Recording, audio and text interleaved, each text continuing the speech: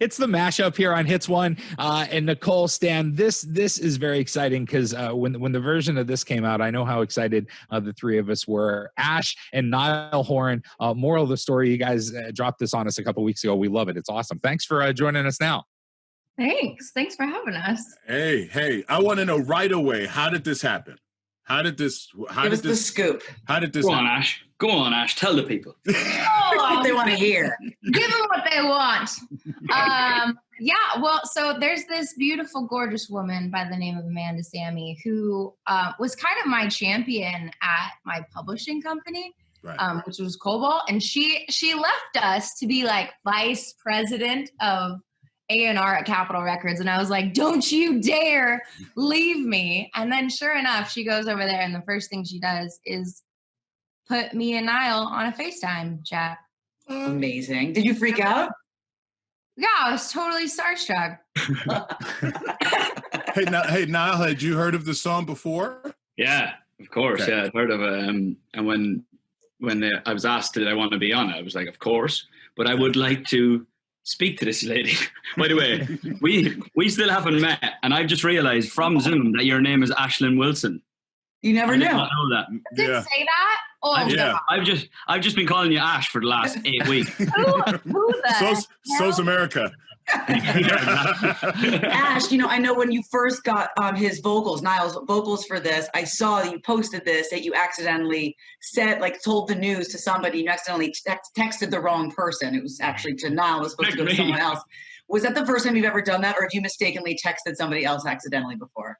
I mean, I haven't done anything as extreme of like sending a nude to your parents or something like that. But that was a pretty embarrassing one. I mean, and it was like Niall and I were like in the first maybe like week or so of getting to know each other, would you say? I don't know. It was early enough on where I was like, oh, no.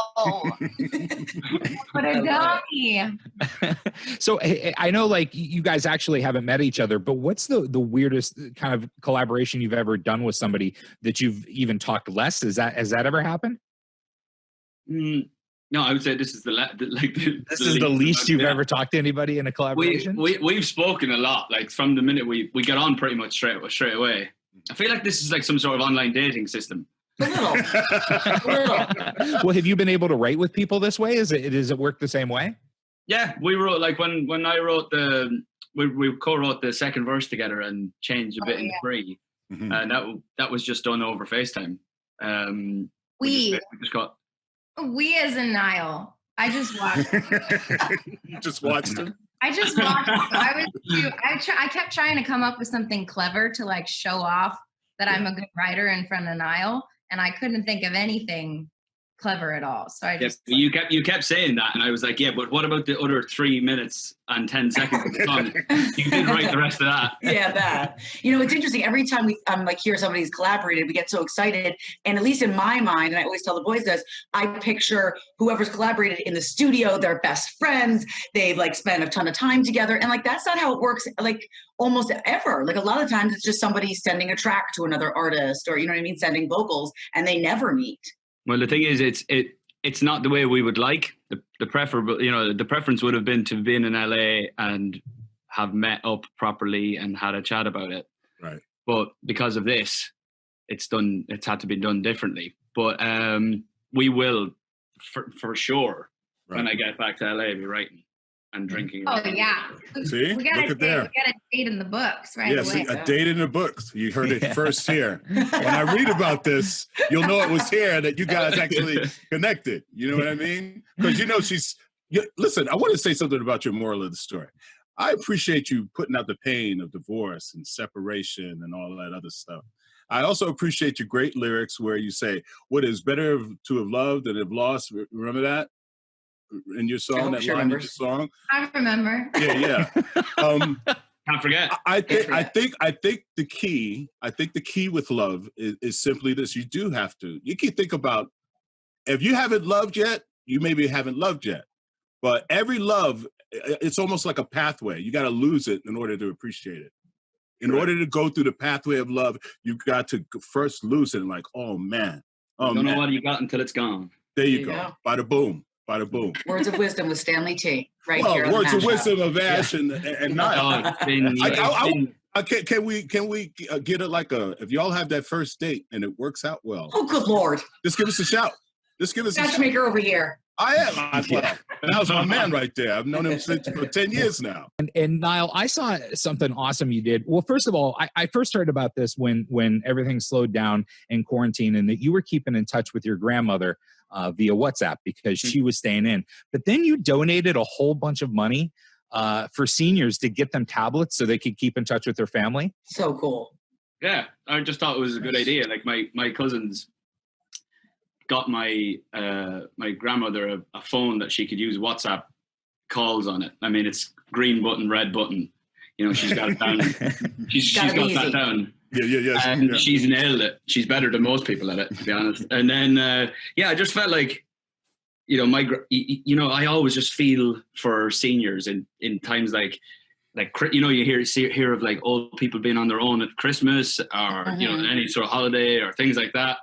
And my grandmother's pretty strong-minded and she's lived on her own for a long time. So she's pretty like, she's 90 this year, but she's like the brain of a 60-year-old. Like she's flying.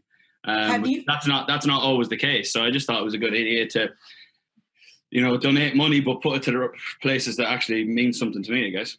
It was a beautiful idea. It was amazing. Have you been quarantining like all by yourself, like completely this whole time? Has it been just you? No, I live with my cousins, so that's been fun and interesting. That's been good.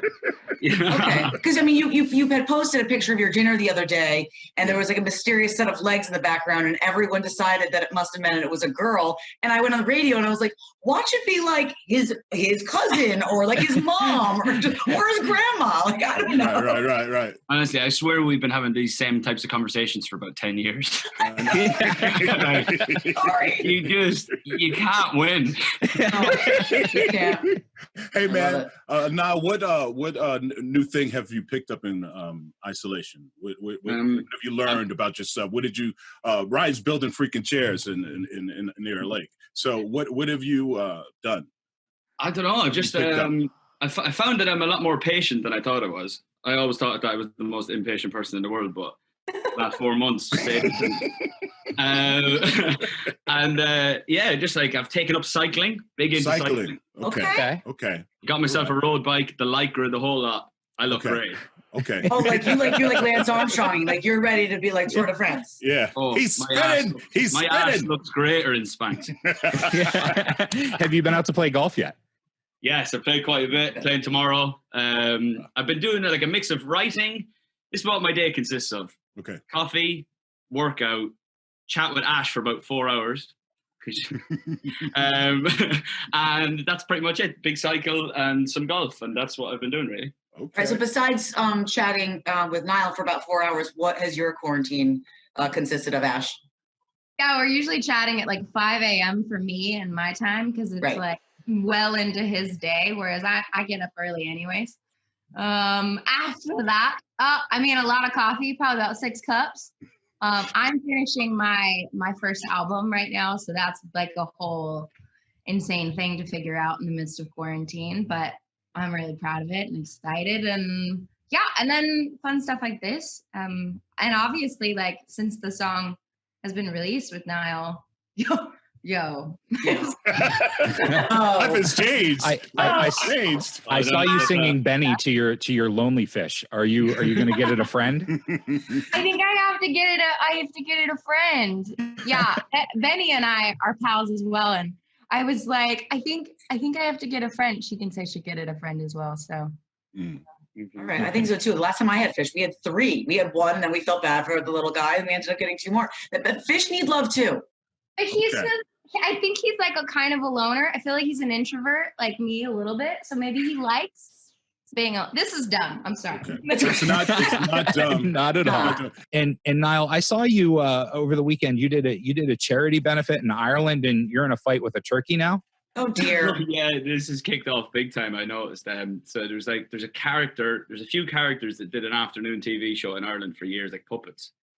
And one of them is known to be quite brash, but in the most Irish way possible. Where it won't go down well anywhere else on the planet. So my fans have completely retaliated against the turkey, and it's kicked off. And he's like our national mascot. So I'm kind of stuck between a rock and a hard place where I don't know whether to tell the fans that it's a like that's a puppet, Right? And actually realize that it's also our national treasure is Dustin the turkey, which is that's just the way it is. Yeah, You were in on the joke. Yeah, I'm in on the joke. He was completely in on it. So you are in London, you said, right? That's where you're quarantining currently. Mm-hmm. Is there a specific reason you may or may not be there? It's just curious. Yeah, well, after I did the Late Late Show with James Corden, we did my week. We did the week my album was coming out. Turned out to not be the greatest week to release an album, weirdly enough.